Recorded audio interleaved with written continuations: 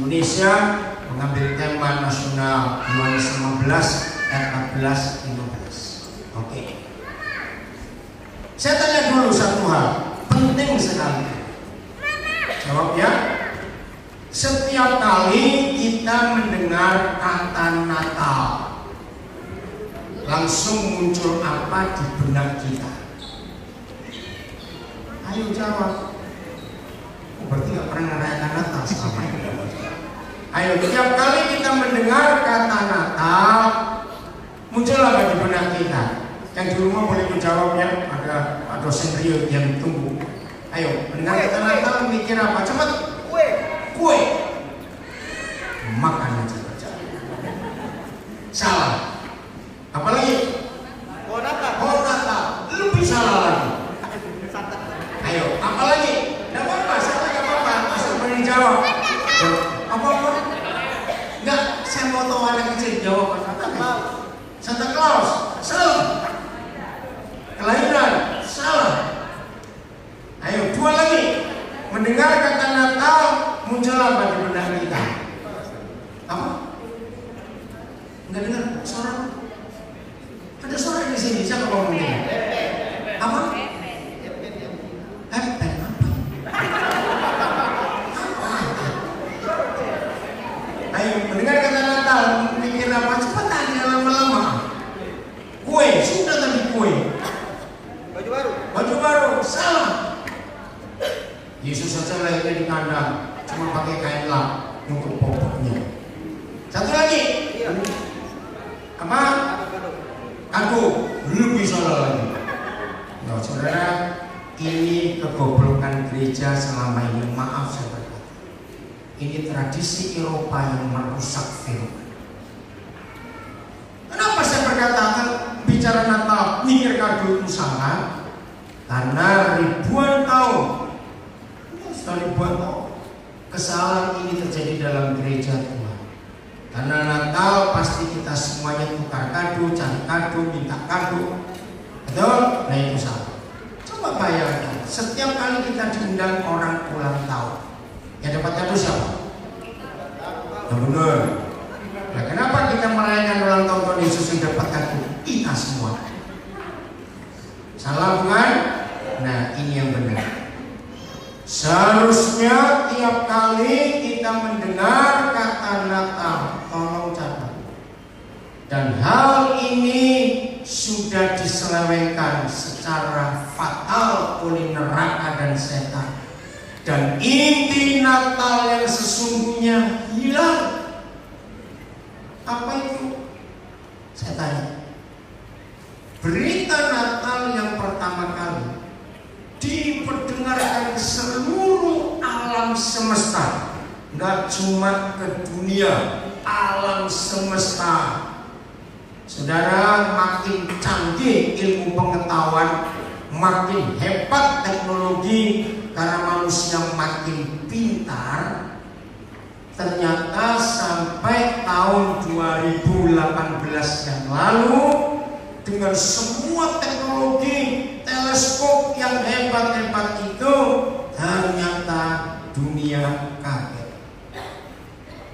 Planet bumi kita ada di sebuah gugusan yang mataharinya satu, tapi ada sekian planet. Betul nih? Nah, bayangkan satu galaksi yang disebut Bima Sakti, di mana planet bumi ada. Itu sudah seluas itu. Nah, ternyata dengan canggihnya teknologi dan pintarnya manusia, tolong catat, sampai 2018 yang lalu sudah ditemukan ternyata di luar satu matahari kita, catat, itu dihitung ditemukan ada kira-kira 400.000 matahari lain. Bisa bayangkan nggak? Kalau satu matahari segede ini gugusan, ada 400.000 lagi matahari itu. Saya waktu dengar itu coba merenung sebentar. Jadi kira-kira bumi sebesar apa dibanding tata surya, alam semesta yang begitu hebat? Bumi sebesar apa?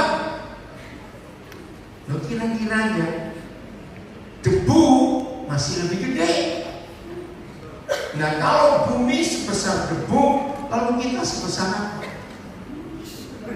Dari tanya cuma jawab kok. Kalau buminya sebesar debu, lalu orangnya sebesar apa? Jawabannya nggak kelihatan, gitu susah beneran. Yang betul tidak banyak kelihatan. Saudara, hebatnya Papa kita. Nah, ini yang kita mau pelajari. Jadi berita kelahiran Raja segala raja yang pertama yang disampaikan oleh seluruh malaikat, entah berapa triliun jumlahnya malaikat surga, hari itu hadir sama-sama memenuhi langit ini. Kalimat pertamanya apa mereka bilang pada para gembala? Awas supaya itu arti Natal yang sudah dihancurkan oleh iblis. Cepat, siapa ingat? Hari ini. Ayo, apa kalimat pertama yang disampaikan oleh para malaikat? Hari ini telah lahir. Bukan, salah, itu kalimat kedua. Kalimat pertama, damai di bumi. Itu kalimat pertama. Soal kelahiran sudah pasti memang tentang kelahiran raja segala raja, tapi beritanya bukan kelahiran itu. Kedatangan Tuhan Yesus ke bumi adalah menyatakan damai. Nah, setelah lebih dari 2000 tahun berita itu sudah disampaikan. Pertanyaannya, adakah damai di bumi sampai hari ini? Jawab, adakah damai di bumi sampai hari ini? Saya tanya, tolong jawab semuanya ya. Adakah damai di bumi sampai hari ini? Loh, saya tanya jawab, adakah damai di bumi sampai hari ini?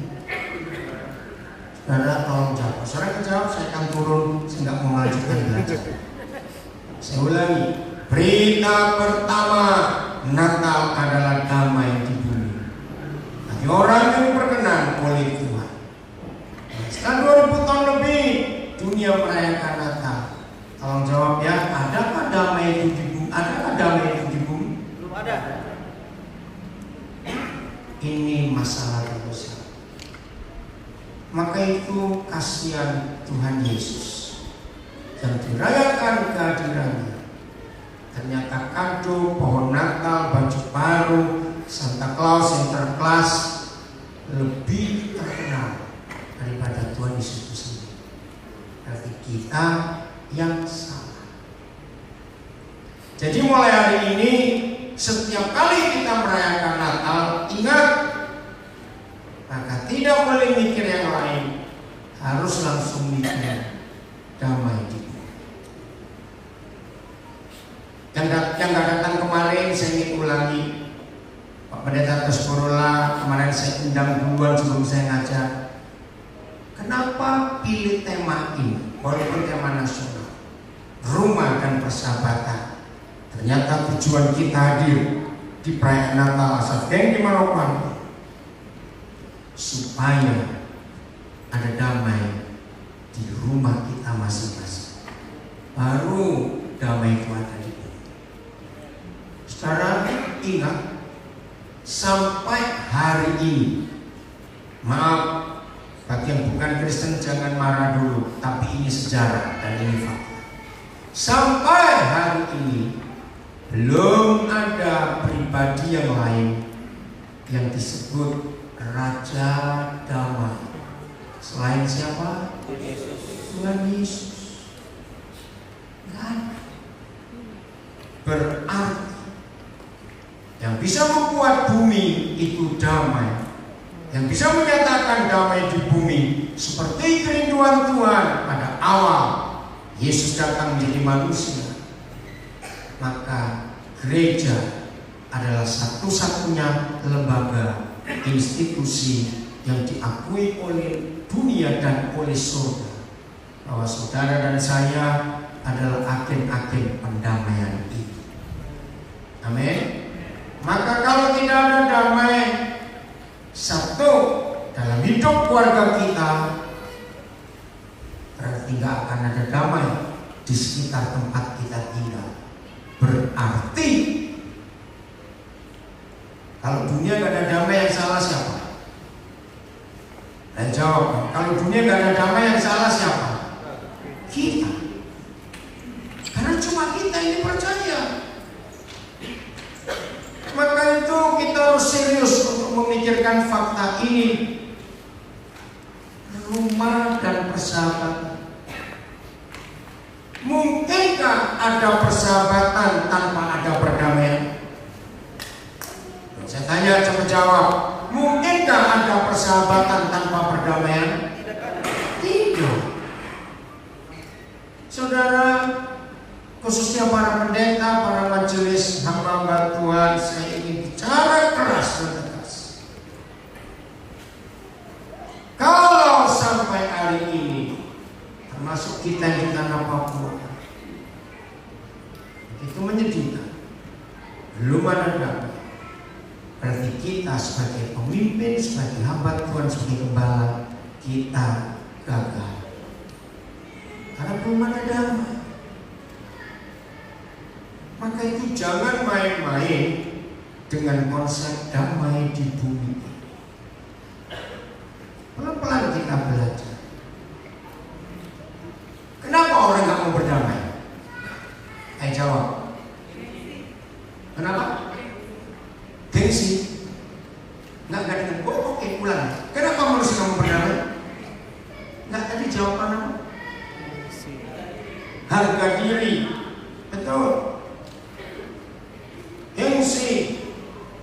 Nggak mengakui kesalahan. Kedua, kenapa orang gak mau berdamai? Salah gengsi, harga diri. Satu lagi apa? Kenapa orang gak mau berdamai? Nggak dengar? Egois. Saudara, ini yang menyebabkan Natal gak pernah ada artinya sampai hari ini. Karena kita cuma sibuk merayakan acara. Jadi pulang dari perayaan Natal hari ini, termasuk di rumah ngikuti dengan masing-masing mulai tanyakan pada diri sendiri. Begini caranya mengecek diri sendiri. Coba dengar baik. Satu, masih adakah di antara kita yang punya koleksi musuh di hati? Ayo, ada nggak orang punya koleksi musuh? Ayo jawab, ada nggak orang punya koleksi musuh? Banyak. Awas ya, periksa. Yang kedua, untuk lebih mudah,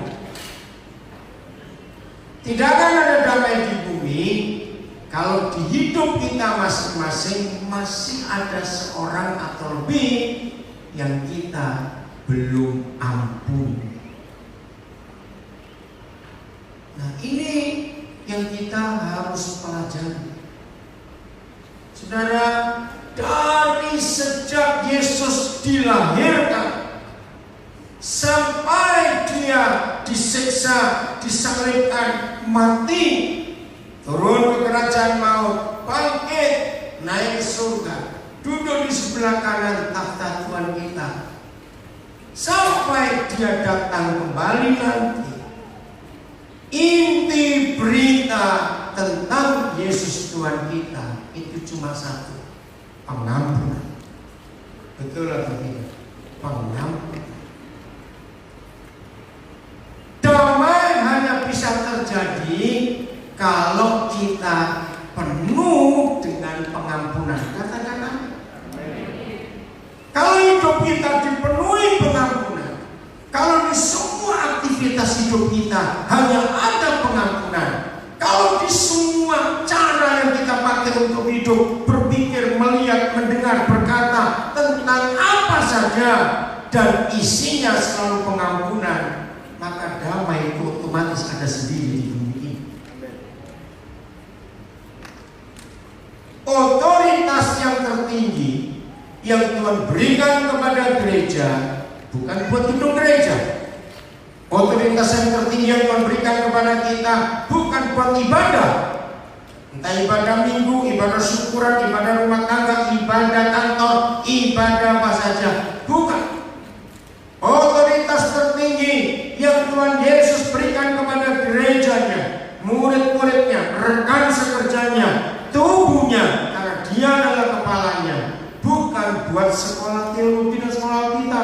Tidak. Otoritas tertinggi yang Tuhan berikan kepada gerejanya bukan untuk menginjil dan membaptis orang. Tidak.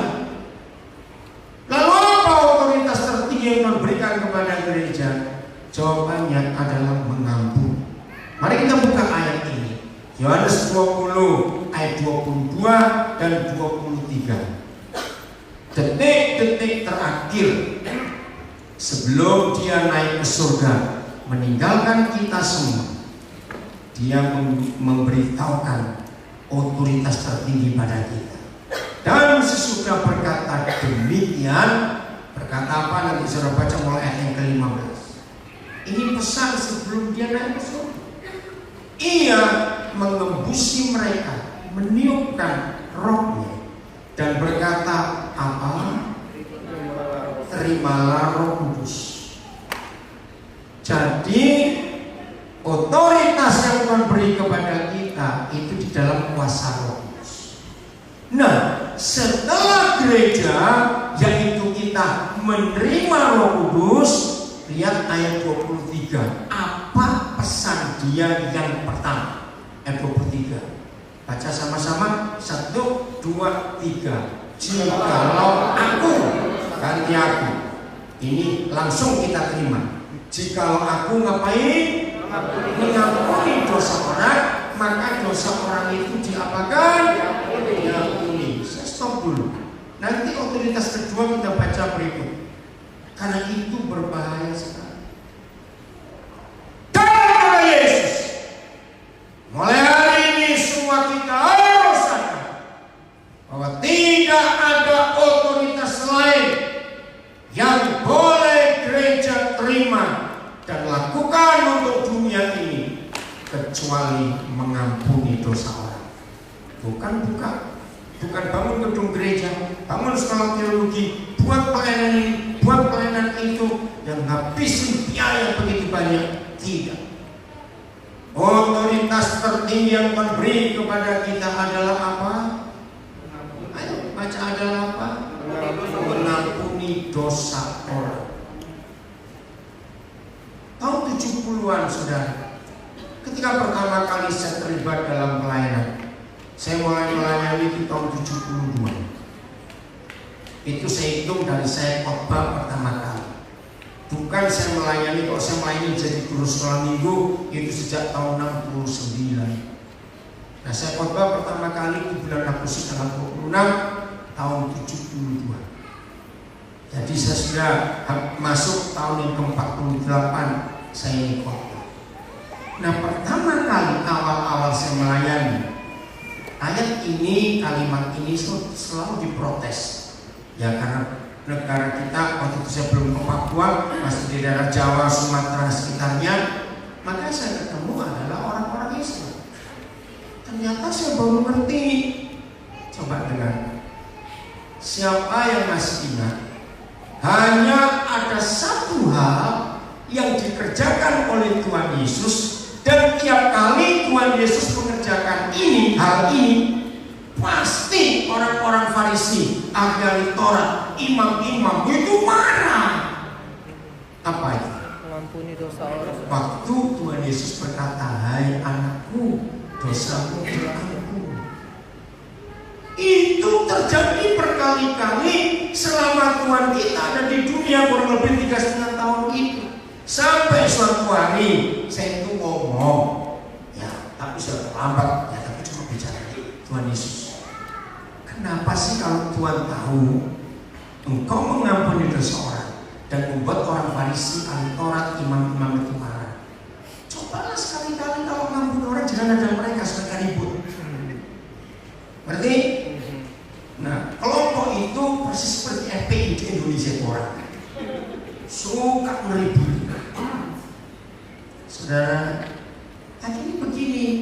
Nah, saya belajar dari orang Islam. Dia bilang nggak mungkin Pak. Saya baru tahu bedanya memaafkan dan mengampuni. Justru saya belajar dari mereka, bukan dari buku-buku teologi.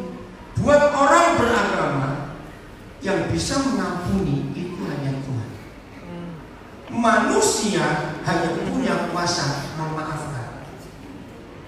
Nah kan bingung saya pertama kali dengar itu. Betul tidak saudara? Dan ternyata orang beragama apa saja, karena setelah itu saya bertemu dengan banyak orang dari agama yang macam-macam, termasuk saya ada di luar negeri. Ternyata beda. Memaafkan dan mengampuni beda. Dan betul kata manusia secara umum, yang mengampuni itu hanya Tuhan. Kalau manusianya bisa memaafkan, catat itu baik. Maka itu firman ini jelas. Otoritas yang tertinggi yang Tuhan berikan kepada kita bukan memaafkan orang, tapi mengampuni orang.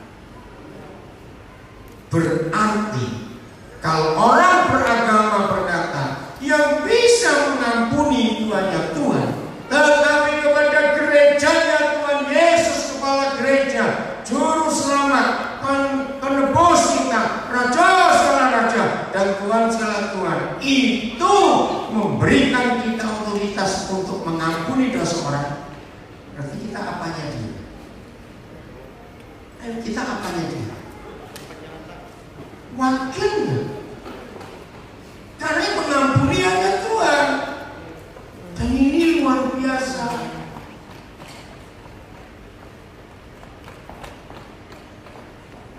Masih ingat Petrus? Loh, saya tanya masih ingat gak? Bukan Petrus teman sekolahmu, bukan. Masih ingat Petrus murid Tuhan Yesus? Mas, berapa kali dia menyangka? Salah. 7.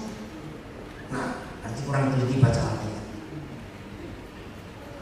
7. Wah, kok banyak betul? Memang nggak ada tulisan 7 kali, nggak ada, tapi segitu. Nah, 3 kali itu satu malam saja di halaman rumah besar Kayafas. Yang keempat kali ketika Maria Magdalena, murid pertama yang menjenguk ke kubur Yesus untuk menambahkan rempah-rempah di tubuh Yesus Tuhan kita supaya nggak bau, nggak rusak, dia kaget.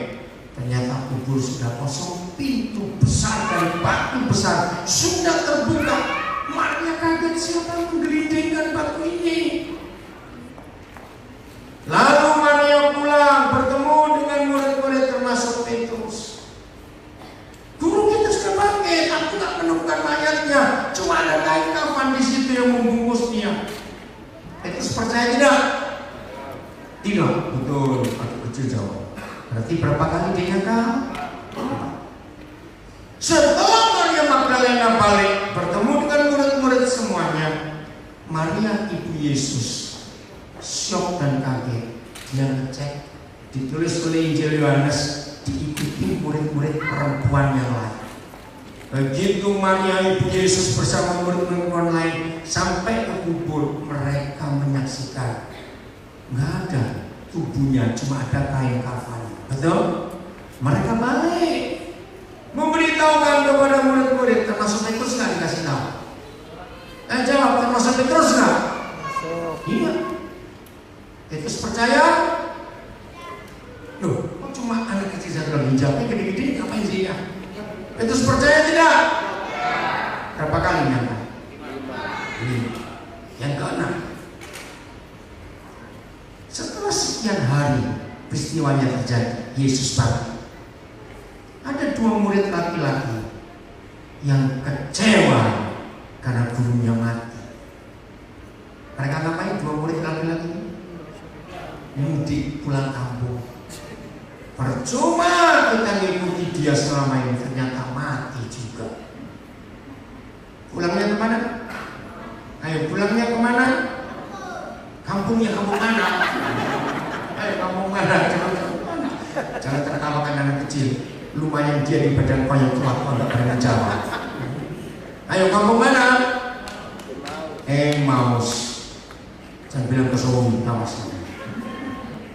Saudara, terus Tuhan Yesus ikut nimbrung, masih ingat kisah itu? Dan di situ Tuhan kita gurau dengan mereka. Begitu mereka jalan, cerita banyak tentang yang sudah mati. Tuhan Yesus nimbrung, atau kata nimbrungnya ikut gabung. Kamu sedang ngomongin siapa? Oh, justru lucu sekali. Mereka berkata, kamu ini kayak orang ngasih aja. Masa nggak dengar ribut-ributnya di Yerusalem berapa hari ini? Itu loh orang yang dulu hebat mati, terus dikatakan bangkit lagi. Masih nggak mereka ngomong gitu? Padahal yang ngomongin di mana? Ada di situ. Yesus jawab apa? Bukan bohong, bukan bohong. Yesus jawabnya, oh iya. Terus berjalan. Saudara, baru waktu mereka sudah sampai rumah, dan Yesus mau jalan terus. Itu dicegat, mampir sebentar. Nah, dari peristiwa itu lahirlah gereja yang sangat indah dan itu klasik. Tinggal sertaku, kawan yang kudus, telah hampir malam, jangan jalan terus. Itu lagu dari peristiwa mereka mau menahan Yesus. Begitu mereka sediakan roti dan tulis pecahkan roti itu, Alkitab menulis mereka bagaimana? Bukan, terceliklah mata mereka. Ini penting. Maka itu para hamba Tuhan, para pendeta, para pengkhotbah, majelis, tolong catat. Kalau kita asal khotbah, tidak memecahkan roti dengan betul, maka berapa kali orang mendengar kita khotbah, matanya tidak akan tercelik. Tapi kalau kita khotbah mewakili Tuhan Yesus dan kita pecahkan roti itu, maka yang mendengar kita akan tercelik dan dia sadar siapa diri. Ini penting. Tolong hamba-hamba Tuhan, saya pesan, jangan marah ya, saya pesan. 5 menit pertama kita ngomong, tolong catat. Saya diajar ini oleh Roh Kudus. 5 menit pertama kita bicara, khotbah itu maksudnya. Lalu terdengar bunyi, entah sepatu digosok di lantai, atau orang kasak kusuk, atau orang lihat jam tangan terus. 5 menit pertama. Saya pesan rekan-rekan pendeta, rekan-rekan hamba Tuhan, berarti kita sedang tidak memecahkan roti. Kita hanya sedang khotbah. 10 menit setelah 5 menit pertama, maka 5 menit kedua, dengarkan suara yang dibawa kita. Kalau suara ribut makin kencang, lebih baik kau tutup khotbahmu sebulan. Betul tidak kalimat ini? Berarti saudara dan saya sebagai hamba Tuhan sedang tidak memecahkan roti, tapi kita sedang diskusi bicara tentang teologi. Kasihan, maaf saya berkata, di beberapa gereja sampai hari ini, satu, doa syafaat jauh lebih panjang dari waktu khotbah. Pengumuman persembahan lebih panjang dari waktu khotbah. Kira-kira betul atau salah? Khotbah cuma berapa menit lalu selesai. Maaf. Maka itu orang yang rajin ke gereja, yang mabuk tetap mabuk, yang judi tetap judi, yang pukul istri melawan suami tetap melakukan. Hasilnya anak-anak kita berantakan. Karena di ibadah tidak dipecahkan roti itu. Seharusnya tiap kali kita beribadah mendengar firman diuraikan. Harusnya peristiwa Lukas 24 di rumah dua murid pria yang kecewa itu harus terjadi di semua ibadah. Katakan amin. Ketika roti, ketika roti dipecahkan, mata itu tercemit. Lalu dua murid ini kaget, nggak sempat makan, lari lagi ke Yerusalem, memberitahukan murid-murid yang lain, termasuk Petrus. Jawaban pertanyaan saya, Petrus percaya nggak? Iya. Pintar, yang mana jawab? Yang mana? Yang depan ini? Oh kamu. Yang mana? Yang lagi tanya. Oh, siapa namamu? Umurmu berapa? Siapa namamu? Desi. Oh Desi. Umur berapa Desi? Berapa? 10. Nah yang umur 30, 40, 50 masih nggak jawab. Petrus percaya tidak? Berapa kali nyata? 6. Maka itu kalau nanti ada anak laki lahir, cucu laki lahir, jangan kasih nama Petrus, nama jelek. Yang terlanjur punya nama itu, ya bawa saja lah. Bapak yang kasih kok. Kalau ganti nama urusan pengadilan repot lah. Betul, nama Petrus jelek, saudara. Diam, nggak boleh nengok-nengok ketahuan dengan nama Petrus. 6 kali dia sudah gagal. Akhirnya Yohanes 21 ada peristiwa luar biasa. Petrus kecewa berat dan dia kembali menangkap ikan, betul? Nah ini kurang ajar yang namanya Petrus. Dia berdosa kok nggak mau sendirian, ngajak yang lain, dan gobloknya yang lain mau diajak juga. Termasuk Yohanes ada di situ. Semua murid kecuali Yudas ada di situ. Sama-sama dalam satu perahu nangkap ikan, betul? Semalam-malaman mereka tidak dapat apa-apa. Begitu mereka mulai merapat ke pantai karena matahari sudah mulai terbit, Yesus ada di pantai. Sedang apa Tuhan Yesus? Apa? Bakar ikan. Maka dia mengaku Kristen murid Yesus. Tuh kalau nggak suka ikan, gagal jadi murid Yesus. Lu serius? Murid Tuhan Yesus suka ikan. Yesus suka ikan Bapak. Keren bukan? Janjian yang belum suka ikan hari ini bertobat dan belajar paksa makan ikan. Amin kan? Cepat awas ya. Oke, lanjut. Nggak ada yang tahu. Yohanes adalah murid pertama yang tahu. Ketika Tuhan Yesus berseru, hei anak-anak, dapat ikan nggak? Teriak mereka, nggak ada. Begitu dengar suara itu, Yohanes yang pertama, ih, itu guru kita. Petrus yang sadar duluan, dia terjun ke air dan berenang. Coba perhatikan. Berarti Petrus menyangkal Tuhan lagi nggak atas panggilannya? Iya atau tidak? Dia nyangkal lagi.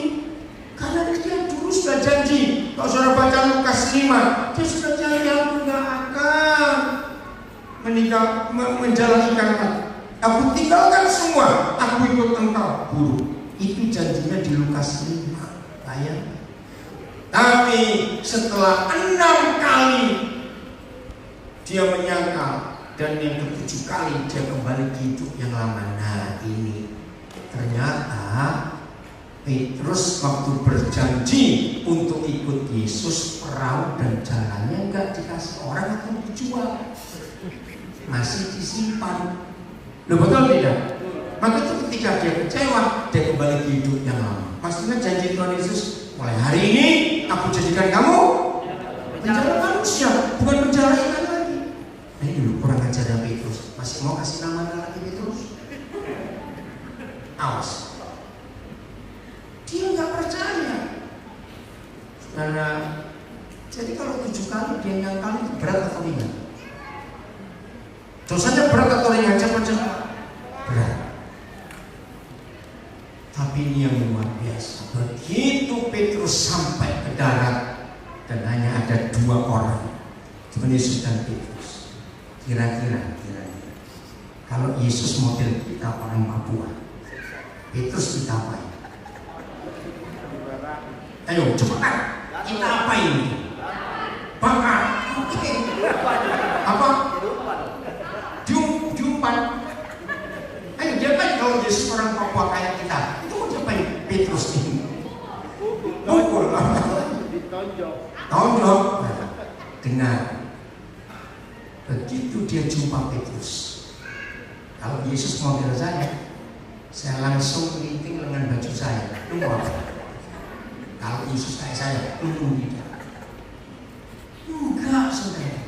Dengan luar biasa Tuhan Yesus berkata, apakah engkau mengasihi aku? Jadi berapa saat setelah dia ngomong Yohanes 20:23, jikalau kamu mengampuni dosa orang, dosanya diampuni. Baru berapa saat Tuhan Yesus mengucapkan kalimat ini, dia langsung praktek. Jadi Tuhan Yesus mengampuni Petrus, mengampuni. Adakah engkau mengasihi aku? Berapa kali Tuhan Yesus tanya? 3 kali. Jawaban Petrus kita nggak usah bahas, karena dia sangat malu betul-betul melihat kemudian disangkal 7 kali, dia tetap bisa terima. Begini yang Tuhan Yesus kerjakan. Tiap kali Petrus menjawab pertanyaan adakah kau mengasihi aku? Tuhan Yesus jawabnya apa? Cepetan, Tuhan Yesus jawabnya apa? Oke. Artinya apa kalimat gembalakan domba-domba? Ayo, artinya apa kalimat itu? Cepetan karena waktu. Apa artinya kalimat gembalakan domba-domba?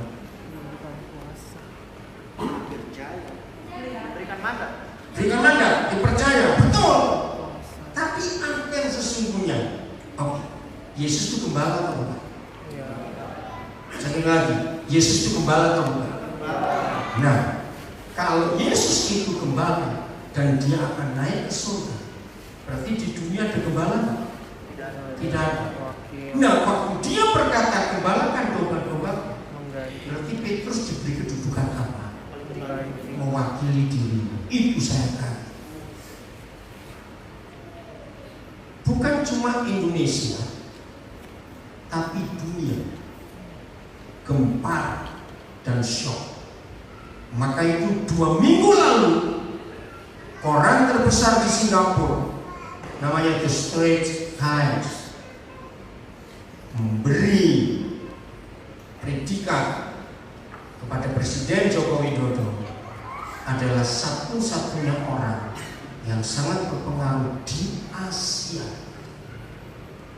Saudara tahu kenapa Singapura memberikan kedudukan posisi pujian seperti itu? Jawab, karena dia mengangkat Prabowo jadi menteri pertahanan. Maaf, itu Indonesia jadi depan. Mungkin 90% rakyat Indonesia yang ini dia nggak setuju. Gitu?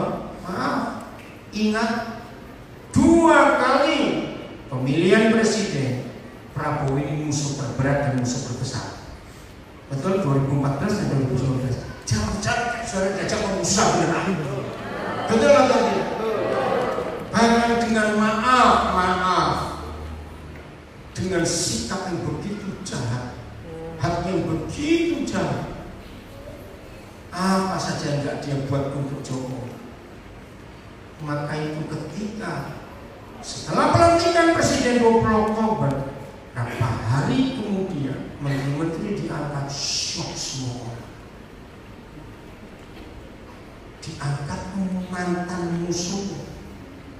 Tapi maaf, waktu Jokowi mengangkat Prabowo, masih musuh atau sudah nggak musuh?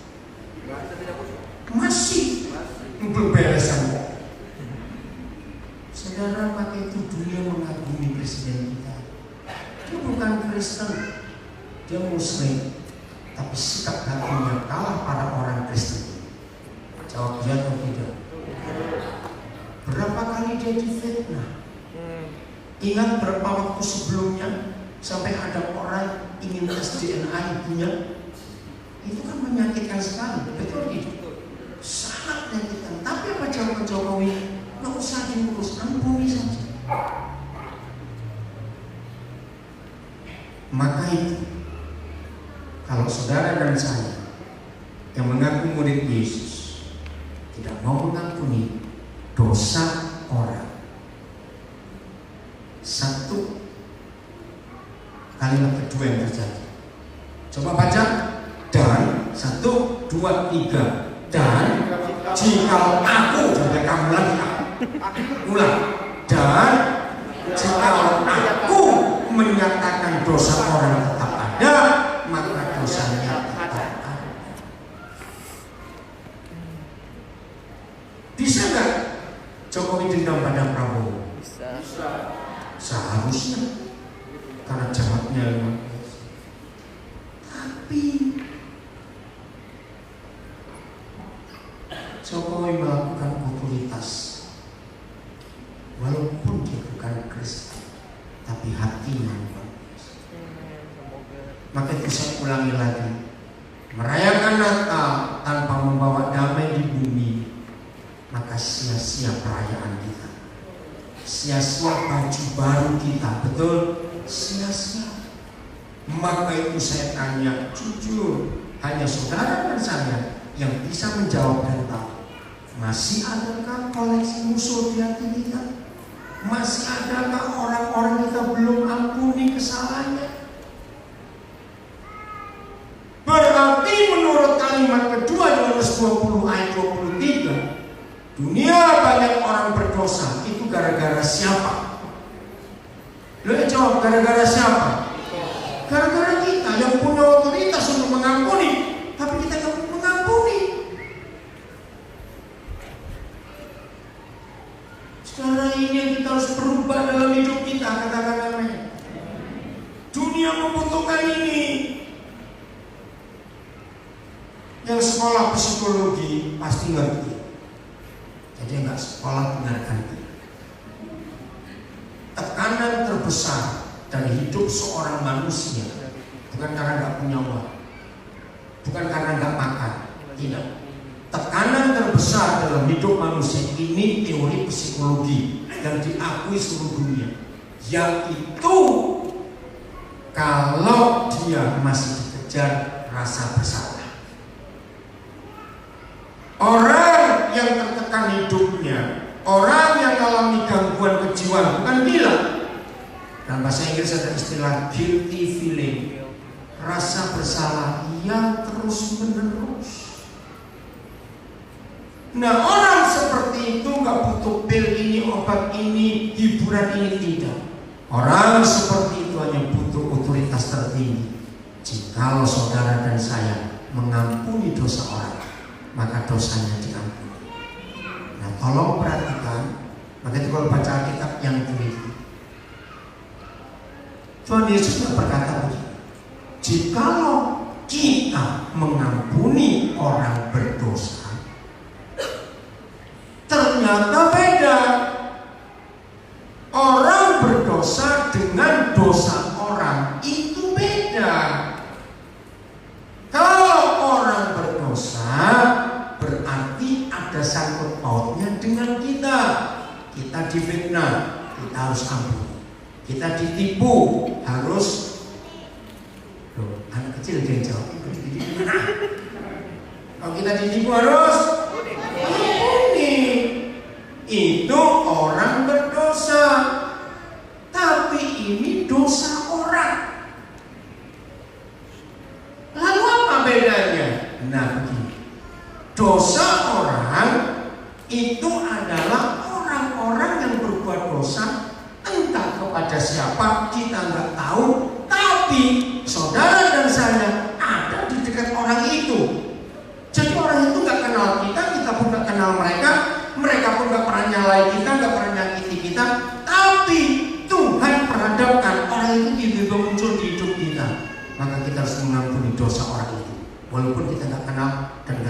ada sangkut paut. Rem nggak hukum. Nah, dari mana saya ngerti kebenaran ini? Waktu saya mempelajari hukum internasional yang namanya kekebalan diplomatik. Pernah dengar kalimat itu? Kekebalan diplomatik, bahasa Inggrisnya immunity, imunitas. Bahasa umumnya, bahasa hukumnya suaka politik. Nanti kata suaka, seringkali kita nggak ngerti kata suaka politik, tapi kita sering dengar di berita suaka marga satwa. Apa itu artinya? Jadi kita ngapain binatang kalau suaka marga satwa? Melindungi. Nah, saya tanya, yang nggak bisa jawab berarti orang nggak pernah belajar. Tontonanmu cuma drama Korea dan Mahabharata. Itu goblok. Maaf. Kalau saudara belajar ilmu pengetahuan akan ngerti. Oke, siapa yang bisa jawab? Di dunia ini hanya ada satu lembaga yang memiliki suaka politik, memiliki kekebalan diplomatik, yang memiliki imunitas. Siapa mereka? Ayo Pak, nggak usah ragu-ragu siapa? Kedutaan besar. Duta besar. Nah, saya belajar dari mereka baru saya ngerti ayat ini. Luar biasa. Jadi semua kantor dan rumah duta besar, negara apapun dan di negara manapun, di Jayapura ada konsulat jenderal Papua Nugini karena tetangga. Kota Indonesia yang bukan ibu kota adalah Denpasar, satu-satunya kota yang kedua di Indonesia yang begitu banyak kantor-kantor konsulat jenderal. Nah, apa bedanya duta besar dan konsulat jenderal? Duta besar itu kedudukannya harus di ibu kota. Kalau konsulat jenderal kedudukannya di kota provinsi yang lain. Nah, Denpasar itu satu-satunya kota setelah Jakarta yang paling banyak konsulat jenderal. Di Surabaya hanya ada 4 konsulat jenderal.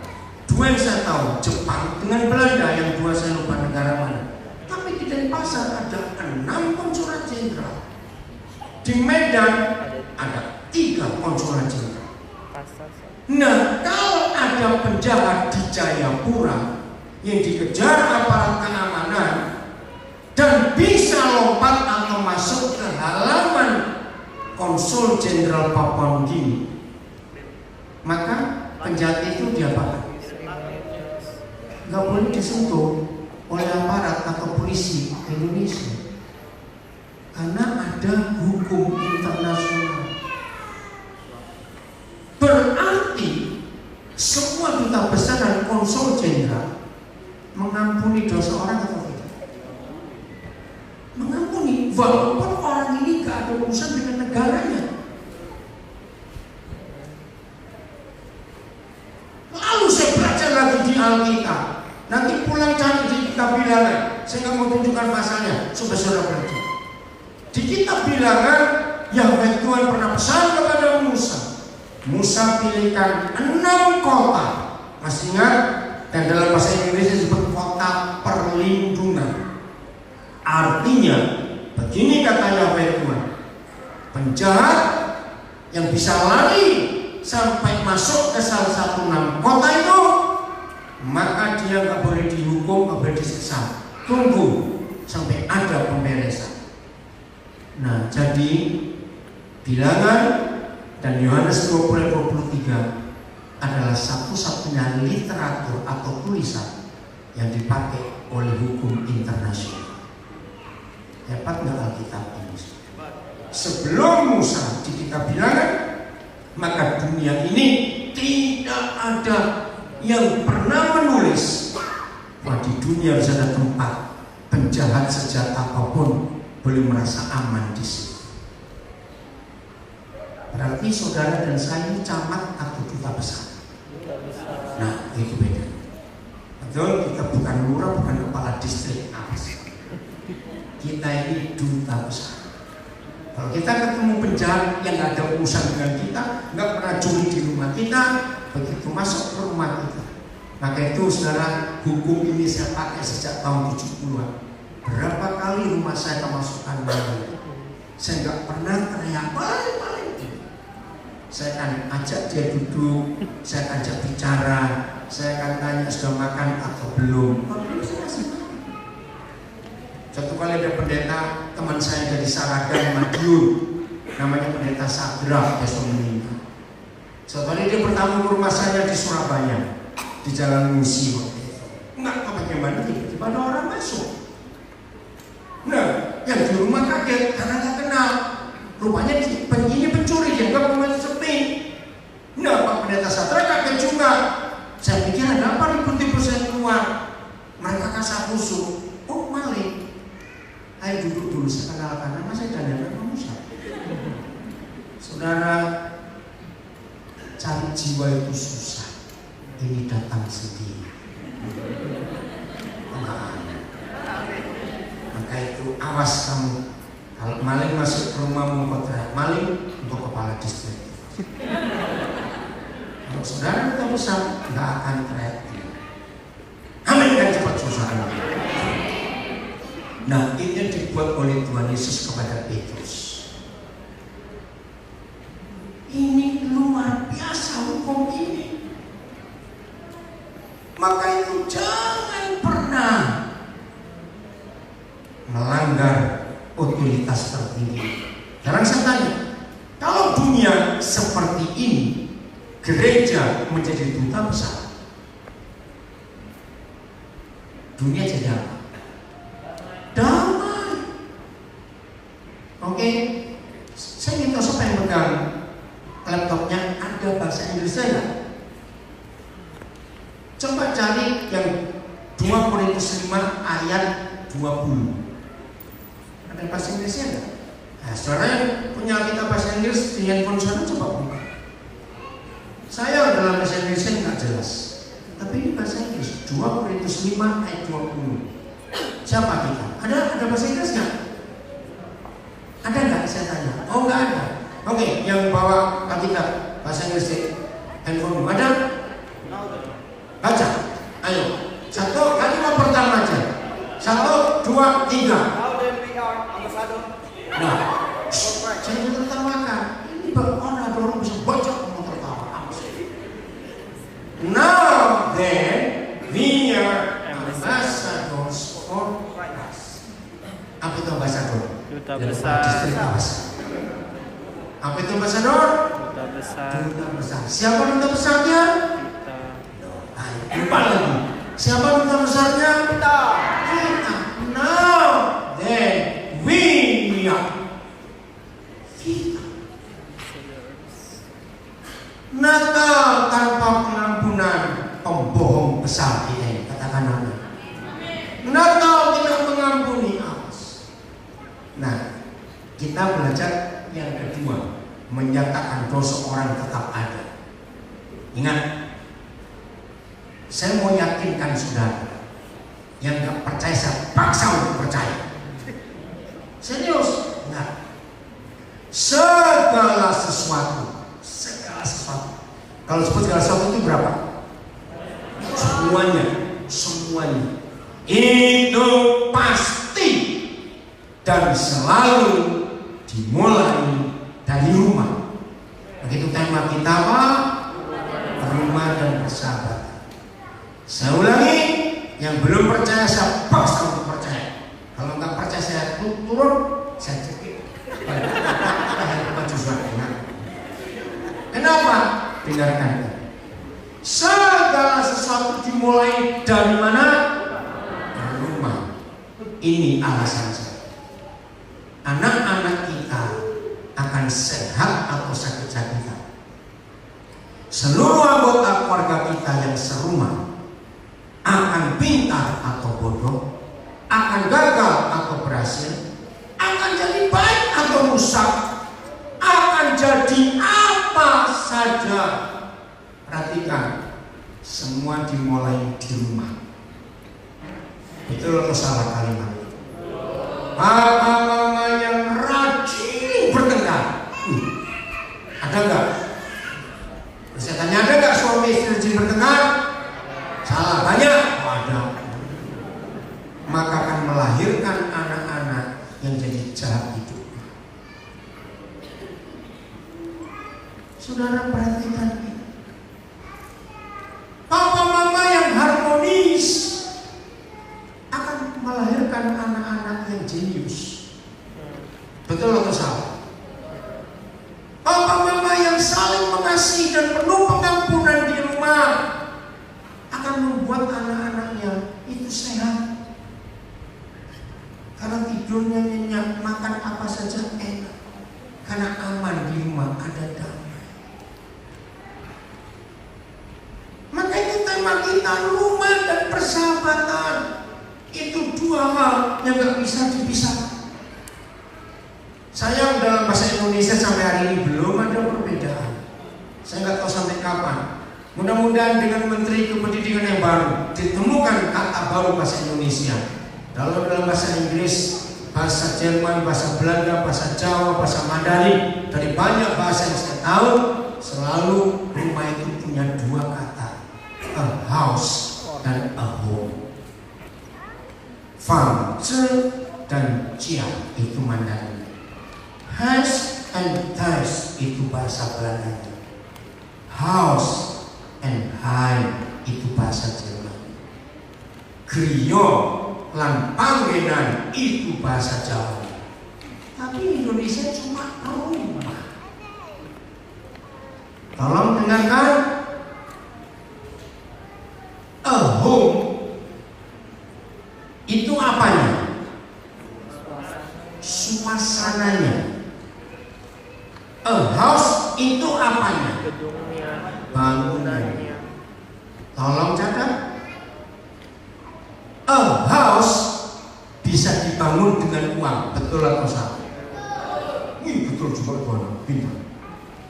Tapi a home nggak bisa dibangun dengan uang, betul? Lalu a home dibangun oleh siapa dan bagaimana? A home hanya bisa dibangun oleh dua orang yang berstatus suami istri dan papa mama, yaitu yang penuh dengan pengampunan. Tapi justru kalimat otoritas kedua, dan jikalau saya menyatakan dosa orang tetap ada, maka terusnya tetap ada. Justru otoritas ini sering terjadi di hidup kita, suami istri. Maaf, tolong dijawab. Sering atau jarang suami istri berkata terhadap pasangannya, dasar kamu? Pernah dengar gak kalimat itu? Dasar kamu. Saya tanya, pernah dengar gak? Cepetan pernah. Artinya, lu apa arti kata dasar kamu? Mungkin kepada tetangga kita, mungkin kepada orang-orang tertentu. Kita pernah berkata dasar kamu. Itu artinya apa? Yang cepetan. Ayo, ini habisnya yang Instagram. Sudah. Ayo, apa artinya dasar kamu? Cepetan. Itu artinya apa? Nggak dengar saya? Ayo, kalau saya nggak jawab, saya akan tunggu sampai besok kalau saya kemudian. Dasar kamu, itu artinya apa? Sering nggak suami istri berkata begitu pada pasangannya? Oh, saya jengkel. Marah. Ayo, apa artinya? Oke, saya tunggu biarin. Apa artinya? Cepat jawab. Dasar. Apa artinya? Ya dengar, yang kencang. Ayo cepetan, waktunya jalan terus. Apa? Apa? Gak usah ragu-ragu. Ini penting kita belajar otoritas ini. Betapa jahatnya kita. Ayo adik-adik jangan ribut yang di depan. Apa itu artinya? Dasar kamu. Ayo. Menghakimi. Berarti kita ngapain dengan orang itu? Menghakimi. Apa? Menghakimi. Sumpah. Jangan kalau tinggi sumpah. Yang gampang aja. Jengkel bukan. Tapi artinya betul jengkel. Kenapa? Ini loh otoritas yang kedua ini kita pelajari. Menyatakan. Berarti kita mencap, mencap, betul. Artinya saudara dan saya menyatakan dosa orang itu tetap ada. Loh, betul tidak? Ketika kita ngomong dasar kamu, berarti kita tidak mengampuni orang itu. Maaf, saya cuma ngomong. Kalau ada yang pernah begitu, tertawa yang kencang, berarti itu orangnya. Ada enggak suami istri ngomong begini, dasar kamu begitu, bapakmu begitu, maka kamu begitu. Ada enggak suami istri ngomong seperti itu? Saya tanya, ada enggak? Berarti di dunia ini banyak orang berdosa gara-gara kita. Karena kita tidak mengampuni dosa orang. Sekarang ini yang Tuhan cari di antara kita semua. Dunia merayakan Natal, bersama damai di bumi. Bagian terakhir kita lihat. Tadi betul, kenapa kita tidak mengampuni? Karena gengsi, harga diri. Tapi sekarang kita lihat. Bagaimana cara Papa mengampuni kita? Semua harus pakai firman Tuhan. Amin. Kita buka 2 Korintus 5 ayat 17, ayat 18. Bagaimana kita mengampuni dosa orang? Bagaimana kita mengampuni orang berdosa? Bagaimana? Ayo kita lihat. Ya udah. Mario kemana? Mario di mana? Oh, udah di luar. Katos di mana Mario? Oh, di luar. Ayo baca sama-sama. 1, 2, 3. Dan semuanya ini dari Tuhan, dari Bapa kita. Terus yang dengan perantaraan Kristus telah apa? Mendamaikan kita dengan dirinya. Stop dulu. Semua ini datangnya dari Bapa di surga, yang dengan perantaraan Kristus telah mendamaikan kita dengan dirinya. Berarti saudara dan saya diampuni itu sejak kapan?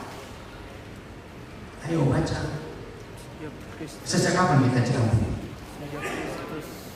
Yang lain jawab cepat. Sejak kapan kita didamaikan dengan Bapa di surga? Sejak kapan kita diampuni? Sejak Yesus mati. Pertanyaannya, waktu Tuhan Yesus kita dihukum mati, kita di mana? Ayo, di mana? Di awal-awal masih enak. Ayo, kita di mana waktu dia mati? Belum ada. Manokwari aja belum ada. Betul? Nah, dunia membutuhkan damai dengan cara ini. Jadi saudara dan saya punya otoritas untuk mengampuni dosa orang. Mulai hari ini kerjakan. Ada orang bersalah kepada kita, ketika dia belum selesai berbuat salah kepada kita, ketika dia sedang melakukan kesalahan terhadap kita. Nanti maksudnya, jadi orang itu belum selesai untuk nyakitin kita, sedang langsung ampuni. Sampaikan kepada dia, saudaraku, aku mengampuni kamu. Kaget gak dia? Loh, kaget gak? Belum selesai nyakit terus sudah diampuni. Nah, kalau perlu lanjutkan, saya bunuh. Kok gak amin? Aku mengampuni kamu. Orang itu kaget. Nah, kalau dia tanya, sejak kapan kamu mengampuni aku? Sejak aku belum kenal kamu. Amin kan? Cepat. Susah sekali. Amin. Maka kalau gereja menyatakan pengampunan dengan model Tuhan kita, mendamaikan kita dengan dirinya, sejak kita belum ada, berarti kita belum kenal dan dikenal oleh Tuhan. Dan dunia menerima pengampunan model itu. Dunia ada damai. Dan terus apa? Dan baca 1, 2, 3. Yang ayo baca yang telah mempercayakan pelayanan pendamai itu kepada kita. Jadi pelayanan kita bukan buat sekolah, kita bukan khotbah, buat kebaktian minggu, buat pelatihan musik, tidak. Pelayanan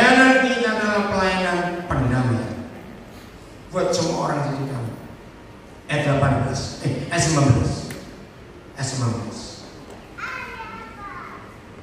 Sebab Tuhan mendamaikan dunia dengan dirinya oleh Kristus. terus baca 1, 2, 3 dengan tidak memperhitungkan pelanggaran mereka. Saudara, ini keren sekali. Kakak adik, saudara-saudara kandung, tetangga, sahabat, catat baik-baik. Saya percaya semua kita kalau ditanya, saudara mengampuni orang, oh jawabannya mau. Tapi mengampuni nggak boleh pakai tapi, betul? Harus bilang pakai tapi. Artinya apa pakai tapi? Masih memperhitungkan. Awas kalau ada di antara kita, aku mengampuni kok, Pak Pendeta, Pak Majelis betul. Tapi ini SMS saya tahun 2004. Ada yang seperti itu mengampuni? Bertobat. Kita nggak boleh memperhitungkan kesalahan dan pelanggaran orang lain. Sama seperti Bapa di surga mengampuni kita tidak memperhitungkan pelanggaran kita. Bayangkan kalau kita diampuni, tapi dengan cara Tuhan menghitung yang dulu-dulu habis. Dan kalimat berikut baca, titik 1, 2, 3. Ia telah mempercayakan berita pendamaian itu kepada kami. Ayat terakhir ayat 20. Saya akan baca dengan bahasa istilah bahasa Inggris. Ayat 20, 25.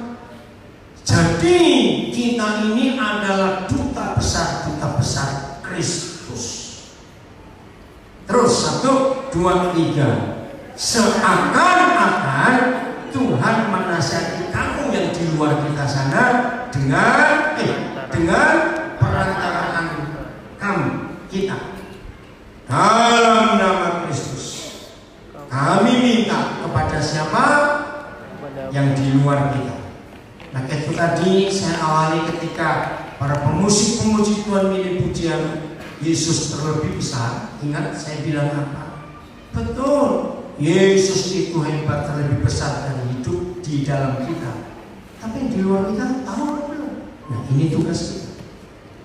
Jadi tugas kita pulang dari perayaan Natal di Manokwari ini, saudara dan saya harus berkata kepada yang di luar, dalam nama Kristus kami meminta kepadamu, berilah dirimu didamaikan dengan Tuhan. Maaf, Yuda Mario tetap belum masuk. Oke, dengar ya. Siapa Mario itu? Saya tahu dia dari kemarin. Kemarin karena saya sibuk, saya nggak sempat ngomong. Roh Kudus bicara satu kali tadi saya punya kesempatan bicara dengan dia walaupun singkat. Dan saya minta nomor handphone. Mario ini adalah pemilik sound system yang disewa. Dan mereka tinggal di Malang. Saya tanya tadi, lalu kamu kesini nanti tanggal 16 ada KKR. KKR apa?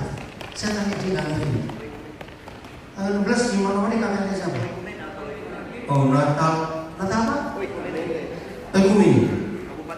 Kabupaten. Nah, Mario, sound system Mario dipakai. Saya tadi diskusi dengan dia. Ini Mario baru masuk. Mario kami lagi ngomongin kamu. Saya tanya tentang khotbah kemarin. Dia beri jawaban yang luar biasa. Jadi hari ini saudara ketemu siapa saja. Masih ingat Ibu Enda yang kemarin saya paksa masuk itu? Ibu siapa terus? Oh Viana. Enggak mau. Maaf ya Bu Viana. Kalau ada orangnya sampai ini. Ibu Viana saya paksa masuk karena saya ingin semua orang bisa didamaikan dengan Tuhan. Nggak harus jadi Kristen, tidak. Tadi saya bilang kepada Mario, kalau Bapak tanya ini, Bapak nggak ingin merubah agama. Ini tugas kita. Seakan-akan Tuhan menasihati kamu dengan baca dengan perantaraan kami dalam nama Kristus. Berilah, kami meminta kepadamu, berilah dirimu didamaikan dengan Tuhan. Natal akan berarti, dan inilah hadiah terbesar yang kita beri kepada Yesus. yang kita rayakan kelahiran, yaitu ada orang-orang berdosa didamaikan dengan Tuhan lewat Kristus yang kita rayakan. Amin. Tanpa itu nggak ada gunanya. Maka itu mulai dari rumah, suami istri yang sudah sekian lama nggak pernah ada komunikasi yang baik. Maka itu tetangga-tetangga, saudara-saudara, kalau nginap di rumah orang atau tetangga-saudara, suasananya teduh di rumah itu, sepi, kok nggak ada ribut-ribut, belum tentu aman. Kalau dua orang itu ngomongnya pendek-pendek, nggak tahu di situ. Aman nggak? Enggak. Kita hati-hati keluarga saudara. Ayo bawa damai di keluarga kita lebih dulu, katakan. Maka damai di dunia akan nyata di luar sana. Jadi rumah dan persahabatan nggak boleh cuma nempel di sini. Ini sebenarnya dicopot loh. Kalau nggak di mana hotelnya? Belum betul tidak? Kalau damainya dicopot, harus pindah kemana? Ke hati kita. Tuhan memberkati kita semua. Selamat merayakan Natal 2019. Tunggu dengan kondisi ini. Ayo musik silakan mari. Saya minta Pak Pendeta Safrin berdoa buat kita semua. Damai di bumi. Ini yang Tuhan ingin kita kerjakan. Ayo Pak Pendeta Safrin maju.